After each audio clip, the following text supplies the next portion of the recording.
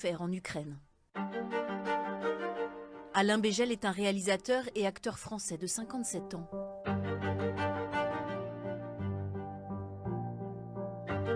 À peine rentré et encore traumatisé de ce qu'il a vécu là-bas, Alain Bégel nous raconte avec ses mots son périple et son engagement inattendu auprès des soldats ukrainiens.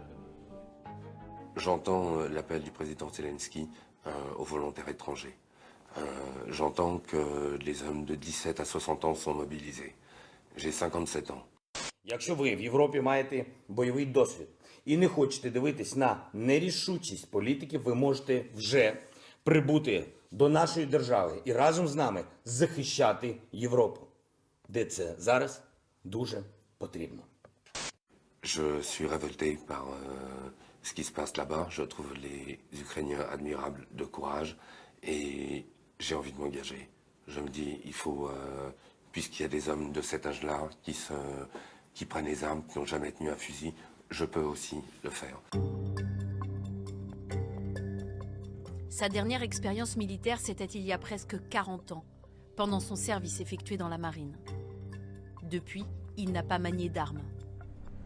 Célibataire, sans enfant, Alain se rend par ses propres moyens à la frontière entre la Pologne et l'Ukraine. Il rencontre alors un autre volontaire, un néo-zélandais, qui le guide jusqu'à un point de rendez-vous, une auberge, côté polonais. Là, il y a un anglophone qui nous dit qu'il y a un minibus qui vient dans la nuit passer la frontière. À 3 h du matin, il vient me réveiller et il me dit le minibus est là. Maintenant, il faut décider. Vous y allez pas. Mais c'est maintenant. J'ai dit, j'y vais. On passe la frontière, nuit noire, on roule, on somnole, on est 4 dans le minibus. On arrive à 3 h du matin à Yavoriv, à la base.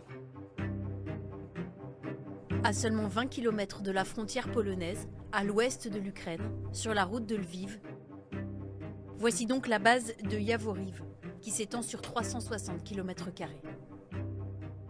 C'est un grand terrain de manœuvre en réalité, hein, comme il y en a en France, comme il y en a un peu partout dans tous les pays, où l'armée ukrainienne vient s'entraîner, c'est-à-dire des unités viennent, il y a des champs de tir pour tous les types d'armes, on peut y employer des blindés, de l'artillerie, etc. Donc c'est vaste.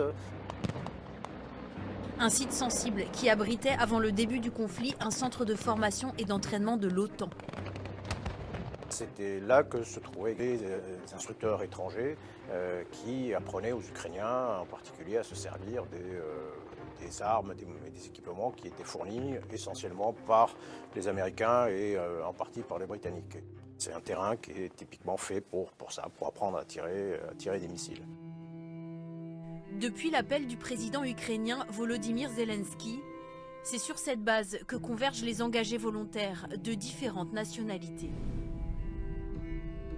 Sur le site du quartier général, on compte une vingtaine de bâtiments, dont un entrepôt rempli d'armes et de munitions, des baraquements dortoirs et une tente-tunnel pour accueillir les nouvelles recrues.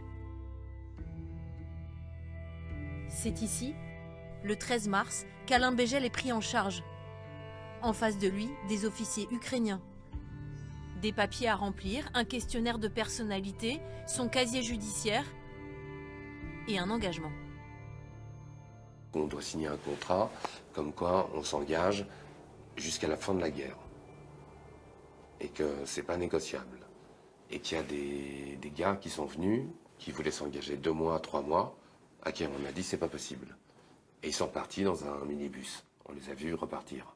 C'était quoi le plan? Oui, 15 jours de formation.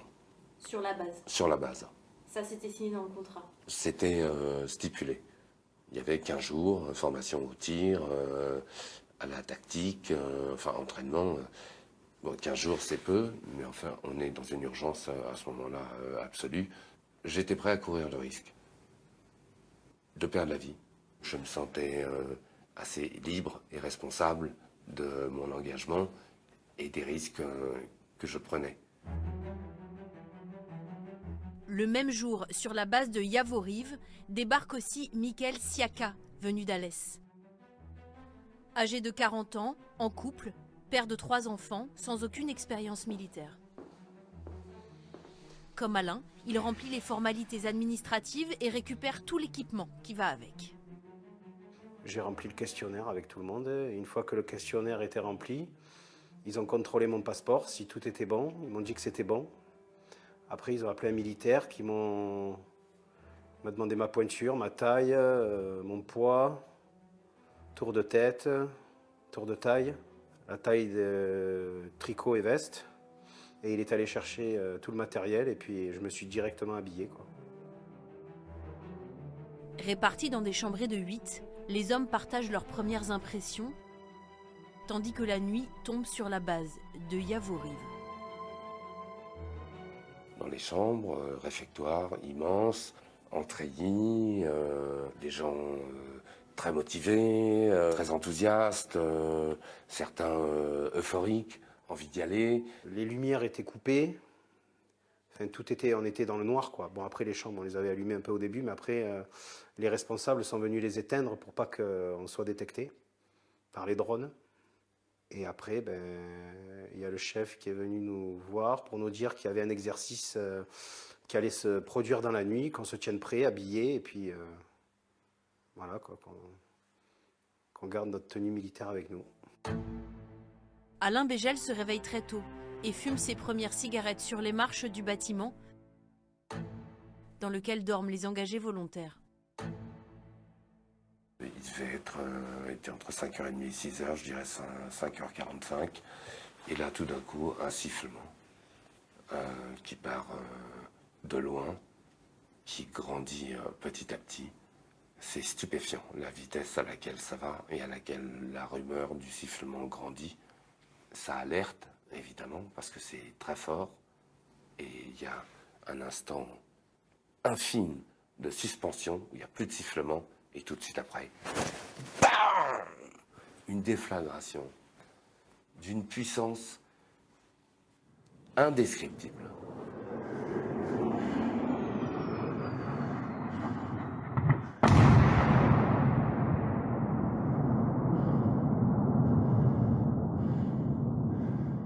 Pour moi, c'était du jamais vu.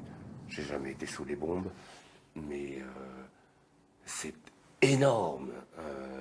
La terre tremble, le bruit est...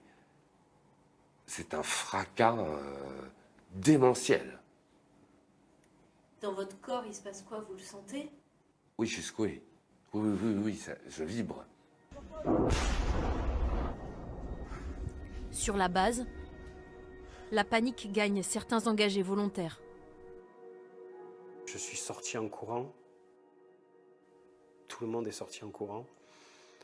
Sur la place de lever des drapeaux, là, je croise le responsable qui est venu, je le voyais courir.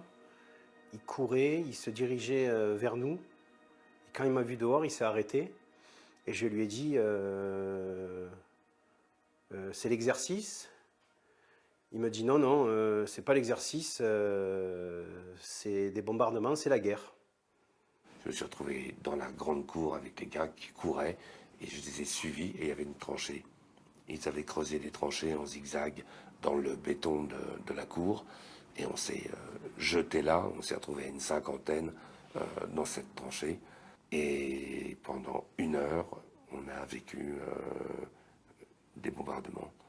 C'est-à-dire que il y avait des pauses, on y voyait clair parce qu'il y avait des flammes immenses. Le premier bâtiment qui a été ciblé, c'est le bâtiment des armes, puis le PC commandement, avec des dommages collatéraux sur les autres immeubles. Le feu s'était propagé à l'immeuble au toit de l'immeuble qui était en face, toutes les fenêtres soufflées, donc des gens blessés, des éclats de verre au visage, blessés aux pieds. Et dans cette tranchée, on est agenouillé, là on se recroqueville à mort, le plus possible, blotti les uns contre les autres, et on ne sait pas où ça va tomber, mais ça siffle tellement fort que c'est tout près, quoi. Down! No explosion.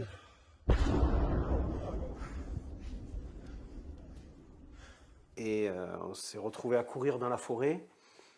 Et quand on courait dans la forêt, il y a d'autres missiles qui sont arrivés. Donc quand le premier est tombé, j'ai eu peur, quoi.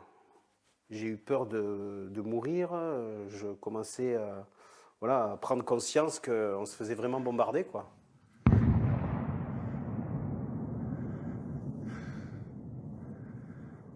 À l'aube, les tirs se sont arrêtés. Et là, on nous a demandé de sortir de la tranchée, d'aller chercher nos sacs en vitesse avec le barda. Оце, народ, щоб ви всі понімали, оце, блядь, центр імітаційного моделювання, блядь. Le premier bâtiment qui s'est fait bombarder, c'est le central. Оце, блядь. Пизда, сука. Блядь, ще люди, нахуй, сука, впали, блядь. Après, il y a eu le stock d'armes, tout ce qui est munitions, lance-roquettes, enfin, tout l'attirail militaire.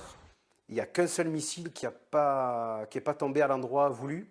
Il est tombé dans la forêt, en fait. Et ce missile, quand il est tombé, on n'était pas loin. On était à quoi? On était à même pas 1 kilomètre.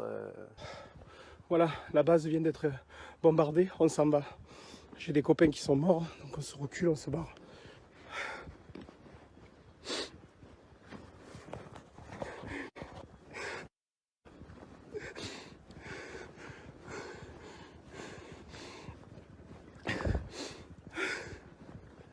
La base a été détruite. Faut que je reprenne 2 minutes là. Voilà. La base a été détruite. Et il y a eu un bombardement là-bas aussi. Non loin de là, alors que les missiles continuent de tomber, Alain Bégel et certains de ses camarades sont regroupés à l'héliport à proximité de la base. Face à eux, un commandant de 50 ans, ex-béret vert des forces spéciales britanniques. J'étais dans un groupe de 20, on était en ligne comme ça, et il a dit écoutez, la situation est grave, vous l'avez compris, c'est critique. Donc maintenant, ceux qui veulent partir le peuvent, mais c'est maintenant. Faites un pas en avant. Les autres, ceux qui veulent rester, qu'ils le fassent en conscience. Mais c'est net. Si vous partez maintenant. J'ai fait un pas en avant. C'est votre instinct qui vous a dicté de faire ce pas en avant? Oui, oui. Et la certitude que là, j'étais à une place où je ne pouvais rien. Que vraiment, ça ne servait à rien. Que j'allais être pulvérisé par un missile ou être tiré comme un lapin par des soldats d'élite. Alain retourne sur le camp récupérer ses affaires personnelles. Un bus vient ensuite chercher à l'entrée de la base ceux qui souhaitent être exfiltrés. Dans ce bus, donc, la majorité des gars sont des soldats de métier, des gros malaises, et qui crient « Go, go, go, go, go, go now !» Et c'est très tendu. On est monté dans le bus par groupe et il fallait aller très très vite parce qu'on pouvait être bombardé à tout moment. Il y avait les drones qui étaient là. Donc s'il y aurait eu un autre passage, ils auraient pu faire exploser le bus, quoi, avec nous dedans. Ce qui m'a beaucoup étonné, c'est que les 3/4 de ces gens étaient des militaires, des vétérans de la guerre, expérimentés, des gens qui avaient été mercenaires, des anciens d'Irak, d'Afghanistan, des gens qui avaient fait la guerre au Sahel, au Mali. Et je les ai interrogés, j'étais surpris quand même, quoi. Et ils ont tous dit, c'était unanime, ils ont tous dit « Stay here, this is suicide ». Finalement, les portes se referment, le bus s'en va, on tire tous les rideaux, on roule vers la frontière, et 10 minutes après notre départ, la base était réattaquée 3 fois plus fort que le matin. Here's the base where all the javelins got hit up. Au total, ces 30 missiles tirés sur la base de Yavoriv ont tué 35 personnes et blessé 134 autres.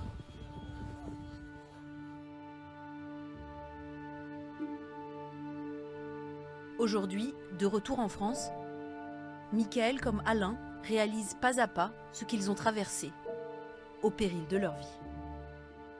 On est soulagés d'être revenus en vie, sachant que quand la caserne a été bombardée, tout le monde n'a pas eu le temps de sortir, quoi. Donc ces gens-là, ils sont morts. Je sais pas, je ressens ni honte, ni fierté. J'ai pas proprement dit fait la guerre, mais j'ai vécu. J'ai été plongé dans une expérience de guerre maximale. Combien, comme Alain et Michael, sont partis se battre en Ukraine? Selon les autorités françaises, il serait moins d'une centaine à avoir franchi le pas.